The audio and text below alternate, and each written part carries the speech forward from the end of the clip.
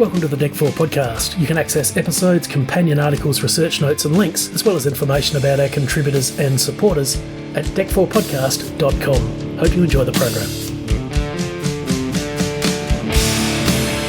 So Gary, as we head towards this very special time of year, what is on the Vintage Leisure viewing and listening schedule for Christmas and New Year? You'll be sorry you asked me this question because I remember a friend of mine said back in the day I decorate my home, that day it begins. And my friend said, boy, you really go all Christmas media, don't you? Because everything I read is Christmas, never mind the watching, the listening. And I'll tell you why. There's so many wonderful things to listen to and to watch that I want to experience them all in the 6 weeks my home is decorated or whatever, that season. It all started with the film Diner, my second favorite movie of all time. It takes place in the last week of December 1959. And I said, as I grew up, I began to watch it only in December because I wanted to connect with the boys in Baltimore at that time. And then when I lived on my own, I said, well, I'm going to decorate December 1st with Diner, and it's going to be all December Christmas music, watching everything. When I had a family and our stuff grew, the stuff you collect, Christmas decorations, it's crazy.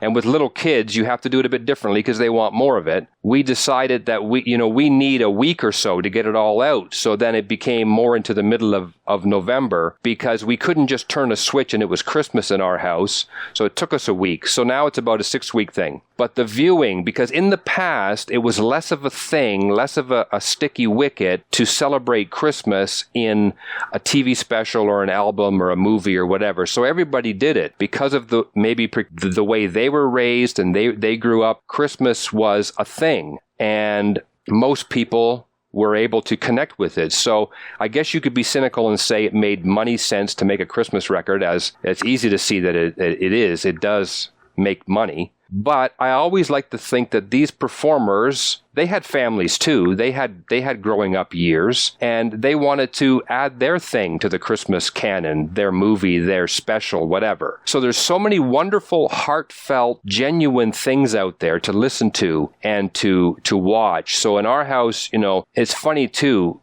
There's an article coming about Elvis Presley's Christmas music. The releases out there, there's got to be, I don't know if it's thousands, but look it up. It's 20 Christmas songs the man recorded in his life. So it's definitely those, and it's Bing Crosby, again, listening. The man is sincere about it, and he presents wonderful family sort of things that celebrate the holidays. Lately, it's been Andy Williams and Perry Como music.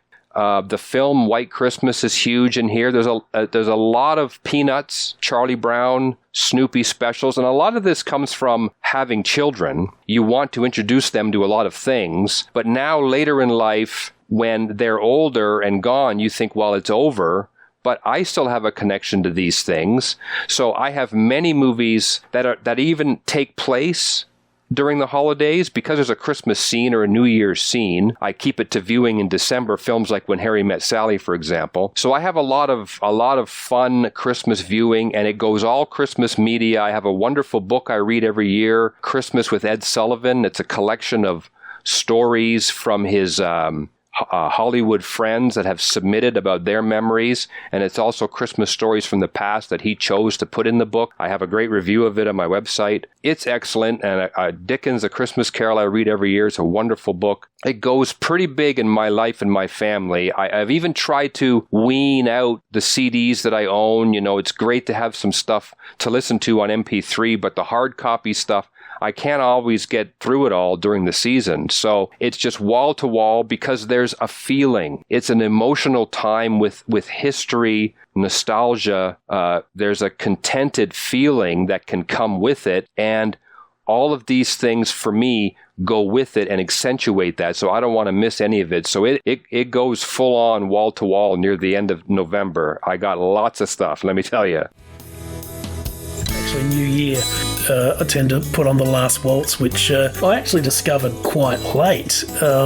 It was actually on cable TV one New Year's Eve, I don't know, maybe 15, 20 years ago, I suppose. And just happened to watch it, and I didn't really know too much about the band or the background, and I saw that, absolutely blown away. I mean, it's, as we know, everyone knows, it's just a wonderful film and captures an incredible moment in time. But the thing that struck me, I sort of looked at that and thought, isn't this great? All these guys there, there's no ego, there's no conflict, everybody's together, the joy of making music, it's absolutely wonderful. And then, of course, you go and read about all the stuff behind the scenes, that Bob Dylan was quite difficult about his contribution, and sort of, Neil Diamond's ego, and the fact that there was a huge amount of resentment with Martin Scorsese because of the perceived or the perception that he was favouring Robbie Robertson, and stuff about royalties, everything afterwards. And like you, I like to sort of learn and read lots about stuff, but sort of after that I thought, I really wish I hadn't read that. I wish I just sort of kept the magic of it. But I think one of the performances there I'd just like to mention, which I think is possibly one of the greatest rock performances ever captured, is the Staples Singers with the band doing The Wait. I think that is just an incredible moment with Mavis Staples, and when Pop Staples does his little verse there, this voice that is just smooth as silk. And I think that really, which wasn't actually part of the concert, by the way, that was one of the filmed inserts that was done afterwards, but I just think that sort of collaboration with the band and with the Staples Singers is just one of the most incredible pieces of music on screen. I'm not surprised. I'm not as familiar with the film as you are, but I'm familiar with the Staples Singers. I mean, you stand up some barn doors on the stage and they can sing with them. I mean, they're possessed of a collaborative thing as well. Talk about no egos. The Staples Singers wanted to make music and make a joyful noise, and they did. So they are magnificent. And a film like that on New Year's Eve, I can see it because it's an event. And I always say, I got some movies I don't watch just any old time. They're event movies. And I can see that The Last Waltz, I can understand that. That'd be a good, big, fun event movie to watch on New Year's Eve. So I don't blame you for that one. That's a good one.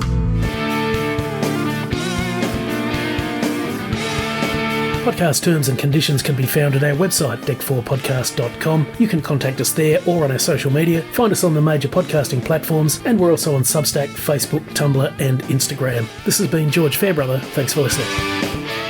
Hi, I'm Steve Collins from the YouTube channel Please Tell Me Where to Go. We have great travel videos and other stuff as well, so go to YouTube. Please tell me where to go. The 2 is the numeral 2, and enjoy a whole bunch of videos.